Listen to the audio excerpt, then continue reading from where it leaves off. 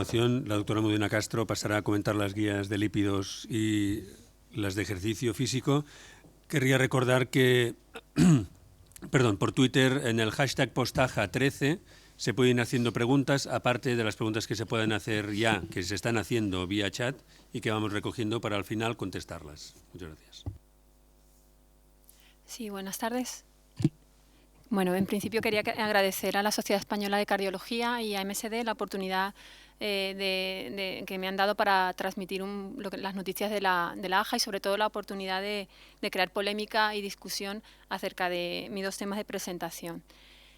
Voy a hablar, como ha dicho Nekane, de las guías de dislipemia y luego unos apuntes sobre la actividad física y el sedentarismo. Las guías se han publicado a la par que el Congreso americano y en estas guías, pues en principio se revisan fundamentalmente estos tres puntos críticos que son identificación de los grupos susceptibles de tratamiento, elección de la terapia farmacológica y la identificación del objetivo de tratamiento.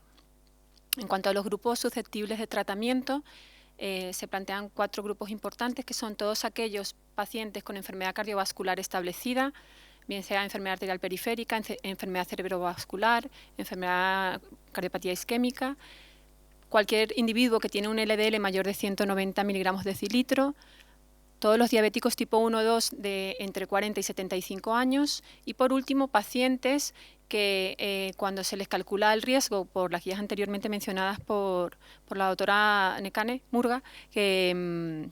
tienen un riesgo más del 7,5% de desarrollar un evento cardiovascular a los 10 años. Esos serían los 4 puntos, los 4 grupos de tratamiento. En cuanto a la elección de la terapia farmacológica, este esquema lo vamos a detallar ahora un poquito más, de forma más detallada. La primera paso, y no podía ser menos, el primer paso para cualquier individuo es la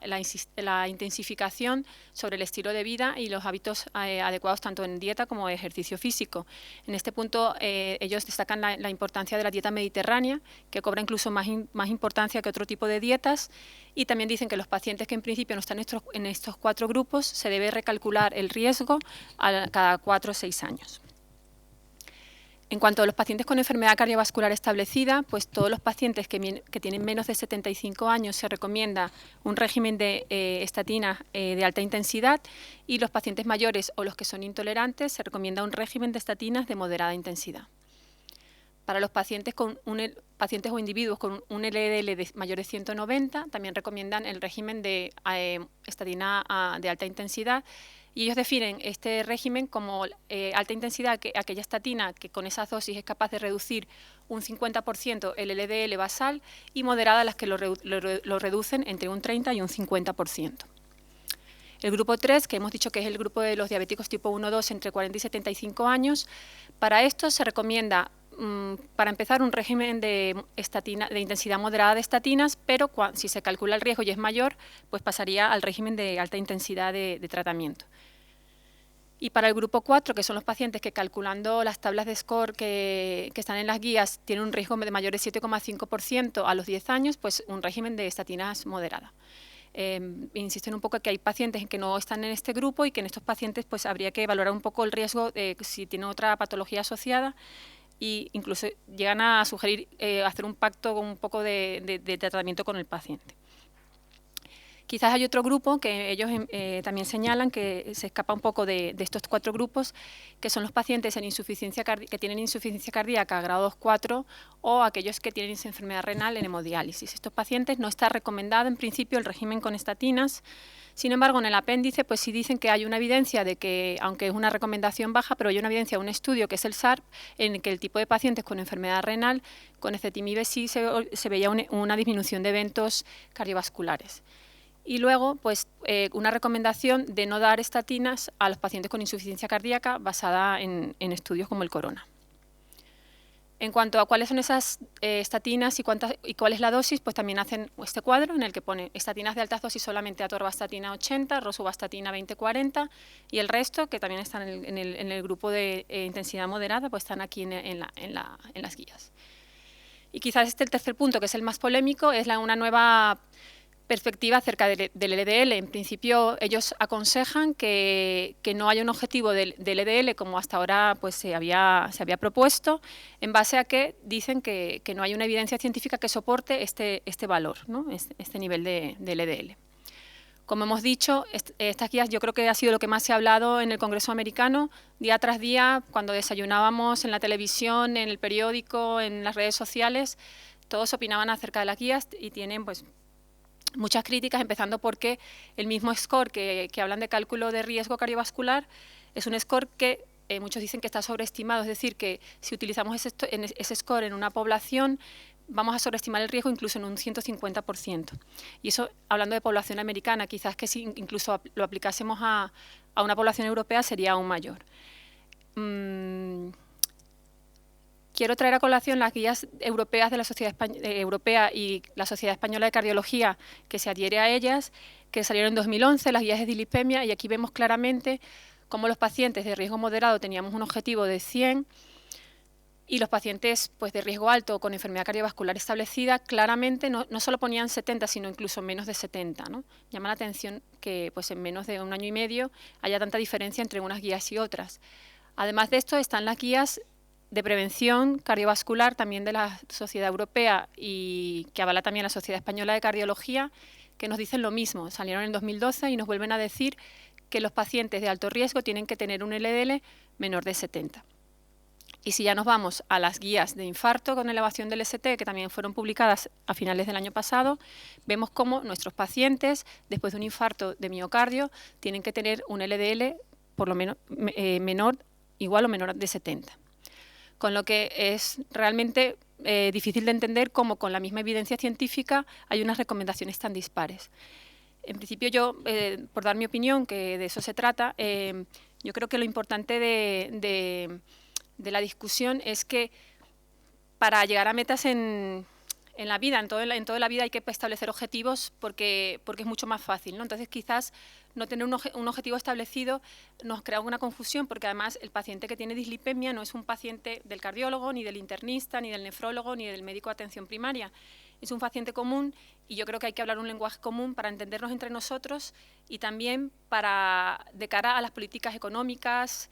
sanitarias, porque pues también es una cosa que hay que pensar. Entonces tenemos que hablar un lenguaje que nos entendamos todos y que podemos llegar a un acuerdo. Entonces, yo creo que es el primer punto débil. Hay otro punto que ellos dicen en las guías que no hay evidencia. Nosotros tenemos el CTT, este estudio es metaanálisis de más de 128.000 pacientes en los que se han basado las guías europeas. Se ve que el LDL, mientras más bajo, mejor, con lo que una evidencia pues son 128.000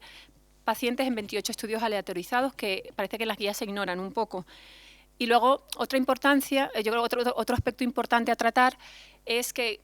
hay grupos de pacientes que en estas guías pues escapan o aunque los nombren, los nombran pero dan un poco de pinceladas en el sentido que, por ejemplo, los pacientes intolerantes a estatinas solo dicen que le baje la estatina, pero no dicen qué hacer si le bajo la estatina y se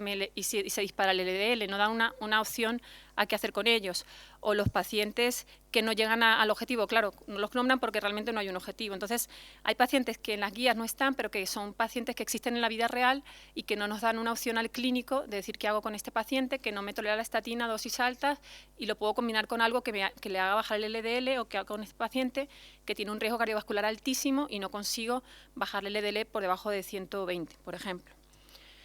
Bueno, pues en cuanto a la actividad física y el sedentarismo, decir un poco que ha sido el tema principal del Congreso. De hecho, las salas eran las más grandes, las sesiones plenarias tenían siempre un tema de ejercicio físico. Primero se trató un poco el impacto del sedentarismo, de la inactividad física en la enfermedad cardiovascular en cuanto a aumento de enfermedad cardiovascular y de mortalidad total y cardiovascular.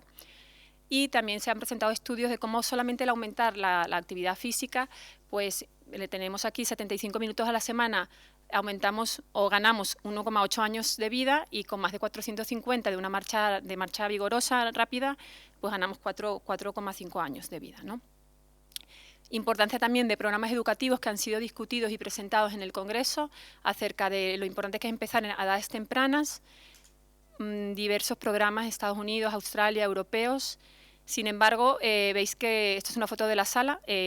Algo tan importante como la educación, que es la prevención primaria, que realmente es lo que tenemos que ir y darnos cuenta los cardiólogos y toda la comunidad científica de que la enfermedad cardiovascular hay que tratarla a estas edades, la prevención para que luego no haya obesidad infantil, hipertensión y lo que está pasando ahora,